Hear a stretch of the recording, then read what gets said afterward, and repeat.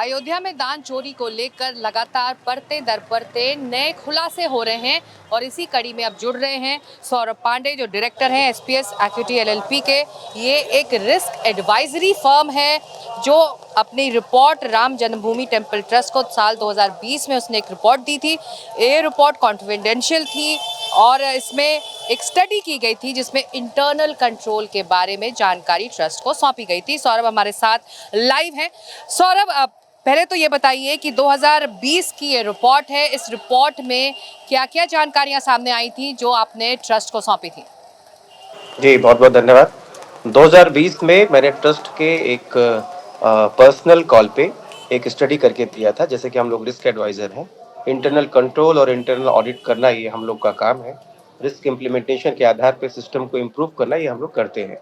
उसके आधार पे क्योंकि हमारे पास उसमें मंदिर तुरंत ही ट्रस्ट बना हुआ था, बहुत सारे डेटा उपलब्ध नहीं थे।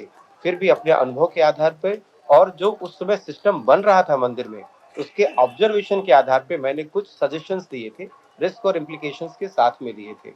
मुझे पूरा विश्वास है कि न्यास ने उसको इम्प्लीमेंट भी किया था। मुझे विश्वास इसलिए है क्योंकि उसके बाद इंटरनल ऑडिटर भी रखे गए, मेरी रिपोर्ट को सबको सर्कुलेट भी किया गया और सबको बताया गया। इसमें जो-जो सुझाव दिए गए हैं, वो सुझाव जो अलग-अलग लेवल पे कैश और फंड का मूवमेंट है, अलग-अलग लेवल पे जो सिक्योरिटी मैनेजमेंट के लेवल्स है, हायरार्की लेवल को लेकर के हैं, उसमें अकाउंटिंग एंट्रीज को लेकर के हैं, उसमें जो आईटी कंट्रोल के मेजर्स बताए थे हमने, जो आईटी कंट्रोल और उसके बैकअप के लिए जो सीसीटीवी की ज्यादातर बात जिसके आधार पे एसआईटी रिपोर्ट्स भी आगे बढ़ रही है, उसका बैकअप कैसे लिया जाए, उसके कितने लेयर्स हों, फंड के अप्रूवल के लिए कितने लेयर्स होने चाहिए, ट्रांजैक्शन की एंट्री के अप्रूवल के लिए कितने लेवल्स होने चाहिए, सेकंड ऑथराइजेशन, थर्ड ऑथराइजेशन क्या-क्या होना चाहिए, वो सब डिटेल में उस रिपोर्ट में, उस 5-6 पेज की रिपोर्ट में, जो कि बेहद कॉन्फिडेंशियल है, जिसका डिस्क्लोज मैं नहीं कर सकता, लेकिन मैंने इसकी चर्चा क्यों की, जो अभी कुछ दिन पहले इंडियन एक्सप्रेस ने उसके बारे में मेंशन भी किया है।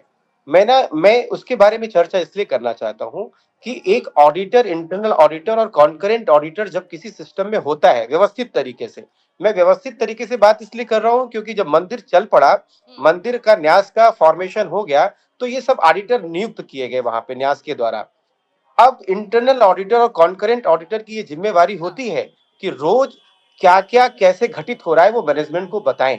जिस तरीके से ये सब रिविलेशंस निकल करके आए कि कैश मूवमेंट हो रहा था, पिलफरेज हो रहा था, लीकेज हो रहा था कैश का, ये कैसे संभव है और ऑडिटर की निगाह से कैसे ये चला गया।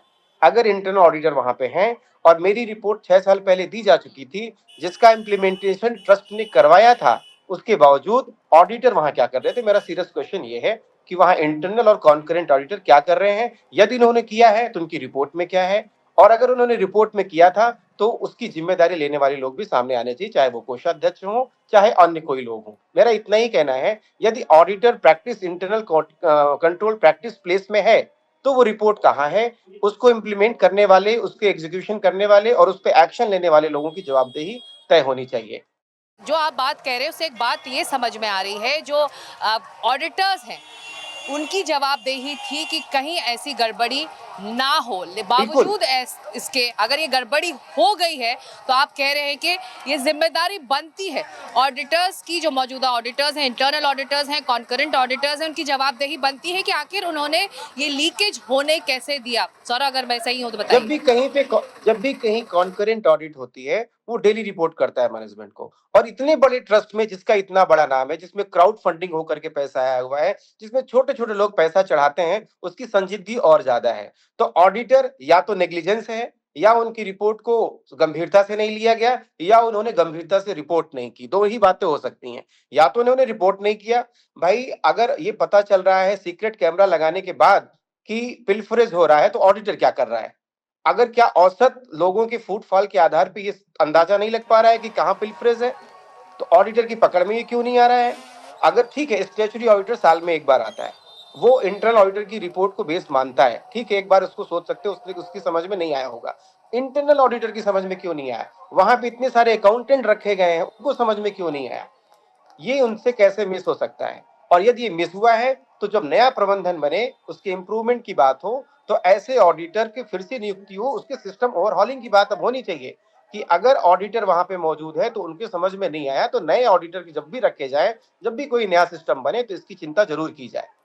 सौरभ, एक और आम मुझे आदमी लग की रहा है भाषा कि में, एक लेमैन की में भाषा में मेरे जो छोटे छोटे सवाल हैं, बहुत अगर जी, बहुत सिंपली अगर आप मुझे एक्सप्लेन कर फैक्ट पाए कि ये जो गिनती का काम था, गि, जो गिनती का काम था वो स्टेट बैंक ऑफ इंडिया को दिया गया था, और बावजूद इसके इस काम की जिम्मेदारी लेते हुए स्टेट बैंक ने जो गिनती के काम में लगे लोग थे जिनको उसने लगाया था वो आउटसोर्स कर दिया। क्या आमतौर पर ऐसा होता है कि ट्रस्ट से पूछकर बैंक रख रहा था वो कर्मचारी जो गिनती के काम में लगे हुए थे, यानी कि जो काम एक इंडिपेंडेंट कर्मचारी को करना था वो ट्रस्ट की सिफारिश पर बैंक हायर कर रहा था और वो गिनती के काम पर लगा रहा था? क्या आमतौर पर ये संभव है और ऐसा होना चाहिए या होता है? नहीं, जहां तक मेरी जानकारी है, कुंभ के समय अचानक से भीड़ बढ़ गई थी। भक्तों का आना बहुत ज्यादा शुरू हो गया था। जो एक लेट एसओपी प्रैक्टिस है, उसके आधार पे तो व्यवस्था चल रही थी। लेकिन अचानक से भीड़ आ जाने से, जैसे जब मंदिर बना, देश भर से बहुत सारा डोनेशन आने लग गया। ऑल ऑफ सडन जिसको चाहिए वही जाके कार्यालय पे फेंक करके चला आ रहा है, किसी को भी दे दे रहा, बस मेरा ले लीजिए, आप कहीं भी रख दीजिएगा। लोग भावुक थे, भावनाओं में थे कि मंदिर बना हुआ है। हालांकि ट्रस्ट मना कर रहा था उस समय भी, अचानक से ऐसे दे करके मत जाइए, लोगों से निवेदन कर रहा था मत दे के जाइए, रखने की जगह नहीं है और हमारे पास व्यवस्था भी नहीं है। क्योंकि इतना बड़ा मंदिर अचानक से बना, कंस्ट्रक्शन भी शुरू हो गया, व्यवस्था इंप्लीमेंट नहीं हो पाई, वर्कर्स रखे नहीं जा सके, वो एक ऑर्गेनाइज्ड वे में जो हायरार्की डेवलप होती वो डेवलप नहीं हो सकी। लेकिन लोगों का दान कम नहीं हुआ। क्राउड फंडिंग अलग आ रही थी, समर्पण निधि अलग आ रही थी, ऑनलाइन ट्रांजैक्शन अलग हो रहे थे, लोग रसीदों के थ्रू दान पात्र में अलग दे रहे थे। और जो अनडिस्क्लोज डोनेशन आ रहे थे कि कहीं से मेरा नाम मत आए, लोग आप डोनेशन रख लीजिए, जिसमें लोगों ने चांदी और ये आभूषण वगैरह दिए, जिसकी बात भी अभी चली। तो उस दौरान व्यवस्था बन नहीं पाई। एक बात तो ये हुई। जो आपने बोला क्या बाहर के वर्कर्स रखे जा सकते थे, मुझे लगता है ये जो भीड़ अचानक से बढ़ी, उसको कंट्रोल करने के लिए, पैसों को गिनने के लिए इन्हें अधिक वर्कर्स की आवश्यकता पड़ी। अब ये वर्कर्स किसके कहने पर रखे गए? बैंकर्स के कहने पर रखे गए? ट्रस्ट का इन्फ्लुएंस था? या अब फिर से यहां मैं ऑडिटर की बात करूंगा, यदि ऐसा था तो क्या उसकी कोई प्रॉपर एसओपी बनी हुई थी? कैसे लोग रखे जाएंगे, उनकी क्वालिफिकेशन क्या होगी, उनको मॉनिटर कौन करेगा, वो रिपोर्ट किसको करेंगे?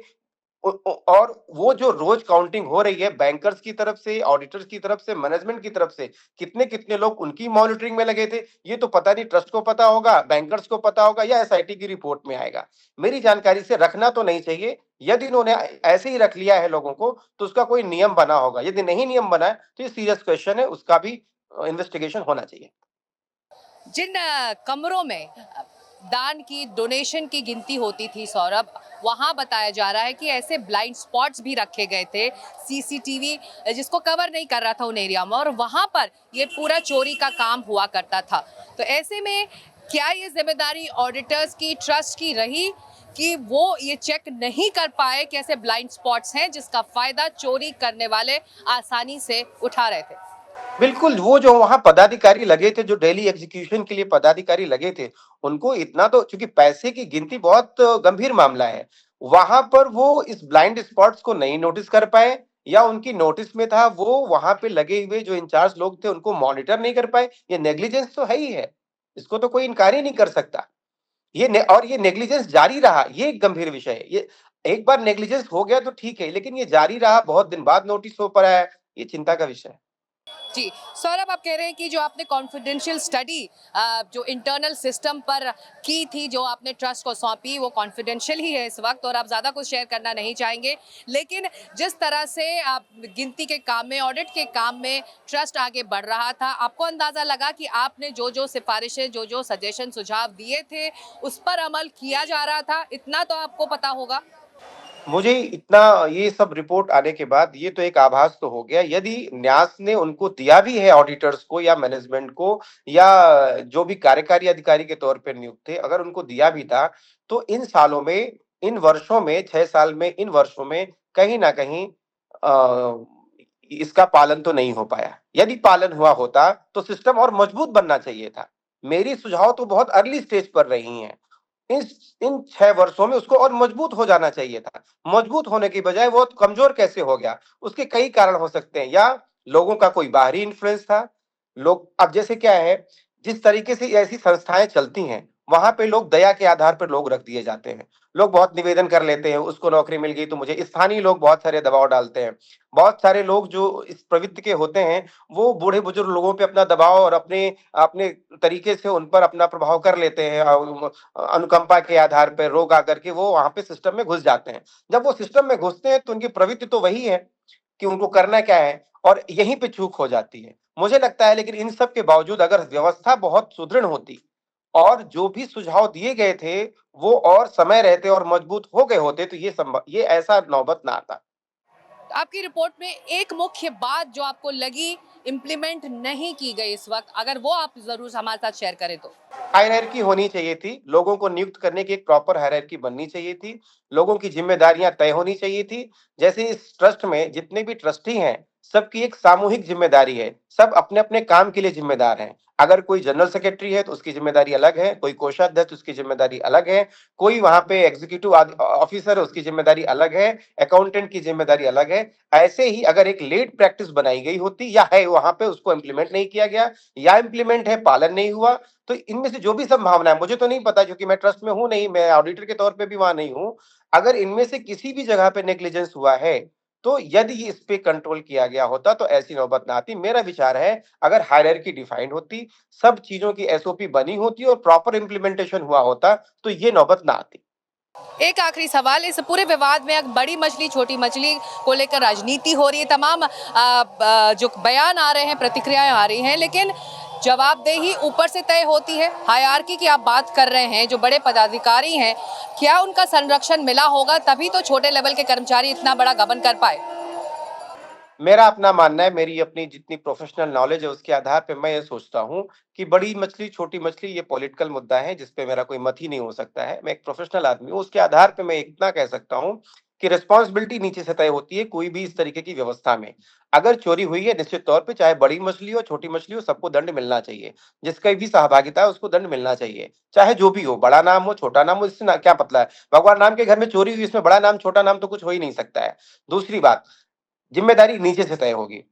कैश गिनने का जिसको जिम्मेदारी दी गई थी, जो उसको मॉनिटर कर रहा था और जो सिक्योरिटी इंचार्ज था, चाहे वो आईटी सिक्योरिटी इंचार्ज था, चाहे फिजिकल सिक्योरिटी इंचार्ज था, और जो वहां पे काउंटिंग कर रहे थे, सबसे पहले इनकी जिम्मेदारी तय होनी चाहिए थी। ये किसके शह पर, किसके आधार पे ये चोरी कर पा रहे थे। और बड़े लोगों की जिम्मेदारी तो इसलिए भी नहीं हो सकती क्योंकि उन्होंने ही तो सीक्रेट कैमरा लगवा करके इनको पकड़ा है। अगर लाइव पकड़ने की मंशा ना होती तो ये उस रिपोर्ट को दबा सकते थे, वो रिकॉर्ड क्यों करते, अलग से कैमरे क्यों लगवाए जाते। जब उनको समझ में आ गया कि पिल्फरेज हो रही है, चोरी हो रही है, तभी तो उन्होंने एक्स्ट्रा कैमरा लगवाए, क्योंकि वो लाइव पकड़ना चाहते थे। और लाइव पकड़ने के बावजूद ही ये सारे लोग जो है पकड़ में आ गए, इनको लग गया, अब बचने के चांसेस नहीं है, बिकॉज हम रिकॉर्डेड हो चुके हैं। अदरवाइज ये तो चलता रहता है, और ये सब कन्वेंस से ही चलता है। बहुत सारे लोग आपस में मिलकर के साठगांठ किया होगा, सिक्योरिटी से मिले होंगे, हर पॉइंट पे जितने पॉइंट्स थे सिक्योरिटी के, सबसे मिली भगत होकर के ये संभव हुआ होगा, ऐसा नहीं हो सकता। बहुत बहुत शुक्रिया सौरभ पांडे आपका इस धन्यवाद। चर्चा में शामिल होने के लिए और विस्तार से बताने के लिए। आखिर इंटरनल सिक्योरिटी सिस्टम की जो रिपोर्ट आपने दी थी वो तब कॉन्फिडेंशियल थी, और आप कह रहे हैं कि अगर उस पर अमल किया गया होता तो इतना बड़ा गबन, इतनी बड़ी चोरी इस वक्त विवादों में नहीं होती। बहुत शुक्रिया NDTV इंडिया से बात करने के लिए। Thank you.